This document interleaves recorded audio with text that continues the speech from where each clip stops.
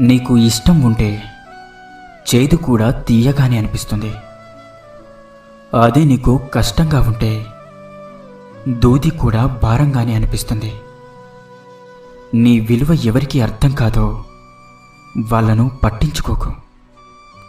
ఎవరైతే నీ విలువను అర్థం చేసుకుంటారో అలాగే గౌరవిస్తారో వాళ్ళను అశ్రద్ధ చేయకు. నిజంగా మీ మంచి కోరేవారే అయితే మీ గురించి ఇంకో మనిషి దగ్గర చెడుగా మాట్లాడరు. నువ్వు మార్గం మధ్యలో రాయిలా ఉండకు. ఎవరో ఒకరు తన్నేస్తారు. ఊరి చివర కొండలా ఉండు. తాకడానికి కూడా ఆలోచిస్తారు. వ్యక్తిత్వం అనేది రాతల్లో రాసేది కాదు, అలాగే మాటల్లో చెప్పేది కాదు. చేతల్లో అలాగే నడతలో మాత్రమే చూపగలం. ఈ సమాజం చెడ్డది కావచ్చు, అడుగు